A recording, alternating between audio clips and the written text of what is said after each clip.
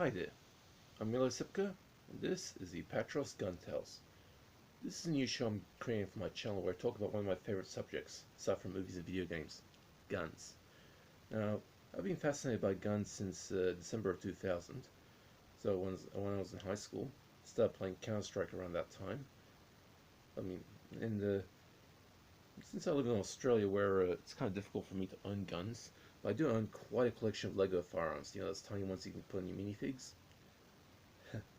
And I got quite a collection of those. I've gotten them from various sources. The best source is from Brickarms, which is an American company that produces Lego firearms, like for minifigs, like molded after real-life firearms, and even fictional ones, like pulse rifles and the St. Plissken's core burner.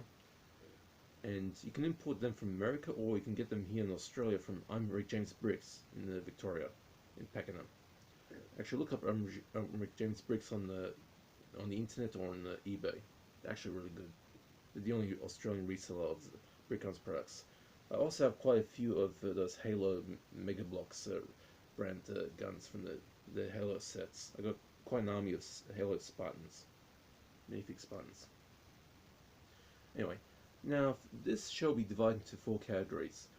The first category will be real life firearms, which this episode is part of. The second category will be real-life firearms that are used in video games, and only in the video games that I play. I'm not doing Call of Duty or Battlefield or whatever. I don't do multiplayer military games. I just do like single-player sci-fi and horror games and stuff. And the third category will be fictional firearms used in movies, and also the fourth one will be fictional firearms used in video games. Now, some weapons will have multiple videos depending on like the game or the film that appear in. So different iterations of the weapon, I'll put different videos. Anyway, now for this first episode, which belongs to the first category in my show, this is the Type 85 submachine gun. This is a gun that was adopted in service by Chinese People's Liberation Army in 1985. Actually, in December 27, 1985, it was classified. I was actually about maybe about half a year old then. And this gun, this is actually designed as a cheap replacement, actually more like a less expensive replacement for the Type 79. Now, I will do the Type 79 in the future, but for now it's basically what you get if you cross a Chinese, copy of sort of like a Chinese derivative of the French MAP 49 submachine gun, and just done with the Kalashnikov action. It's actually a submachine gun with the Kalashnikov action. Now, when that gun was used, when it was adopted for service by the PLA, they found problems with it, particularly in jungle. So the Type 79 wasn't exactly too reliable in the jungle. So they decided to replace it. Not completely. I mean, the PLA actually gave it to the Chinese law enforcement to use, which Chinese cops still use it to this day. And eventually, the Type 85 also joined Type 79 in the police use. Now, the gun was the design work for this gun was done by the 208th Research Institute of China Ordnance Industry, and then eventually produced by Norinco. Now, if you don't know what Norinco is a company it's China's main arms manufacturer. In fact, it's the only one. Norinco supplies the Chinese People's Liberation Army and law enforcement, whatever, armed forces with everything from tanks to small arms. I like to think of it this way. If you're a fan of the Killzone games, you know the Helghast, those games, the ones you fight, they have two companies in Helghast supplying the weapons, the Zari Corporation and the Stahl Arms. Norinco is to the Chinese what Stahl Arms is to the Helghast. That's the best way to put it. And Norinco also produces civilian versions of their firearms. In fact, in Canada, there's quite a healthy market for Norinco. In America, you can't buy Norinco weapons because they're kind of banned from being imported. Because apparently Norinco was supplying guns to gangs in the US decades ago, and in retaliation, the Americans banned them. In fact, American citizens can't even own shares in Norinco. Actually, for good reason. You know, the communists and all. Anyway. Now, the Type 85 was, the first prototypes were made in January of 1980. And the first trials were done in 1981. They were tested in combat trials with single or full auto modes used. So they tested them with single fire and full auto. And by the way, the Type 85 was also meant to replace the Type 64, another Chinese submachine gun. Now, the feedback they got from that time was the handling was actually quite good. I mean, the weapons were comfortable to use, but unfortunately, there was some room for improvement, particularly with the trigger. I mean, the trigger was a bit too sensitive, and many of the testers claimed that the gun looks like a toy. I mean, just look at it. I mean, doesn't this thing look like a toy, like a kid's toy? Now, the gun was eventually adopted into service. It was classified on the December 27th of 1985, and then it was eventually put into service by the PLA. Now, in recent years, the People's Liberation Army have started to replace these with a new submachine gun apparently in development, but I'll talk about that later. Anyway, now for the specs. This gun is chambered in 7.62 by 25mm Tokarev round. This is actually a Soviet pistol cartridge round, used during World War II. The Russians used for their Pepesha 41 submachine guns. In fact, actually all their submachine guns used the 7.62 by 25mm Tokarev round, and even their TT-33 pistols. And of course, after World War II ended, the Russians, they started phasing out the 7.62 by 25mm round. Actually, I refer to this round as the free-line Tokarev. That's my way of saying it. Because the free line in Russian is actually basically Russian for a 7.62mm. In fact, all the World War II munitions they had at the time, like, I mean, for the Mazin and the Gant rifles, they used 7.62 by 54 Rem, which is free lines. And then the AK eventually, first for the SKS, they used the 7.62 by 39mm round, which is the AK-47 round, and that's free lines as well. But anyway, after the war, the Russians gave the Chinese, which were their friends at the time, because the Chinese communists took over China in 1947, and supplied them just with information to build all sorts of designs. And the first generation Chinese weapons were basically copies of Russian weapons. So like the DP-27 was the Type 53, the Pepesha 41 was the Type 50, the Makarov pistol became the Type 59, and of course the Chinese AKs and SKSs were all Type 56. So, yeah.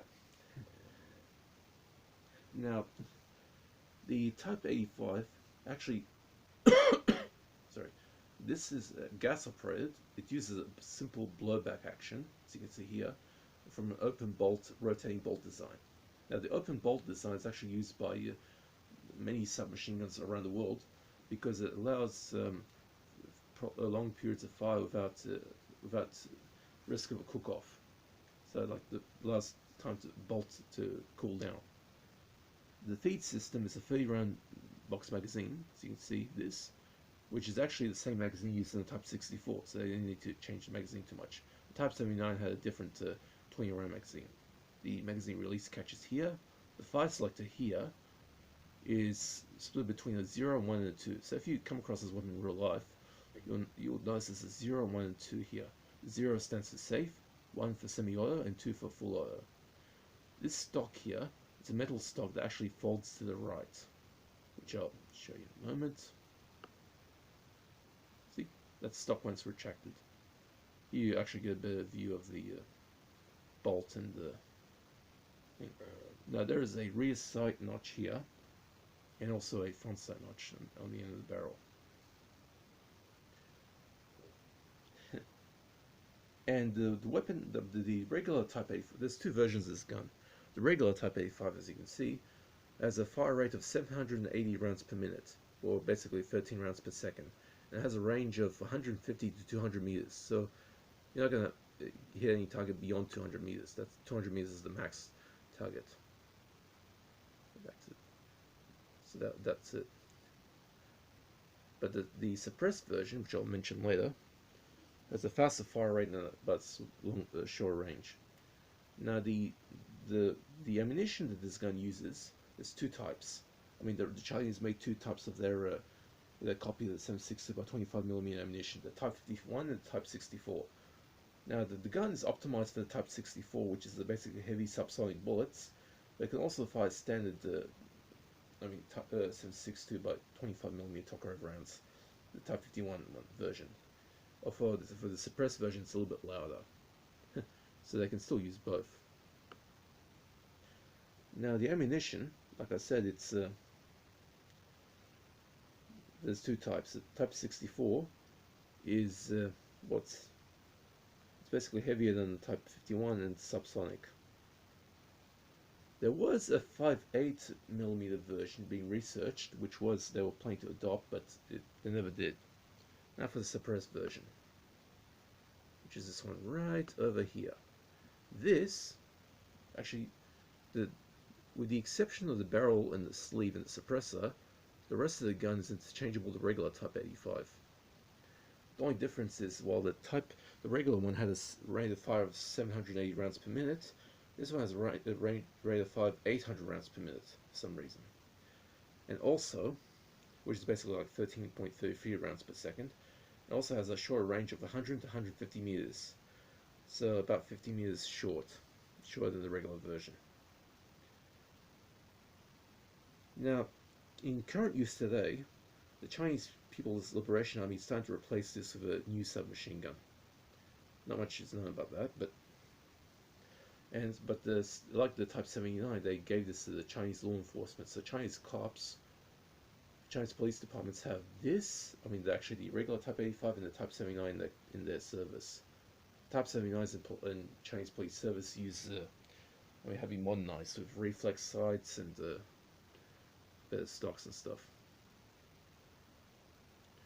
So you can see it's actually pretty long gun to use. The suppressed version is still used by Chinese special forces, and there's been a few other people around the world who use this.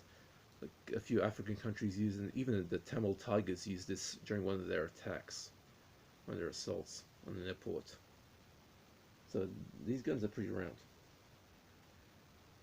So pretty much I reckon that the military use of these will be replaced with a new submachine gun, which is using the because now the Chinese have this 5.8 by 21mm pistol round, the AP-92, which is basically a pistol version of the 5.8 by 42mm Chinese round for the assault rifles. Okay, that's it for the Type 85. Now this is not a scripted episode, so I'm kind of doing this improv, but anyway.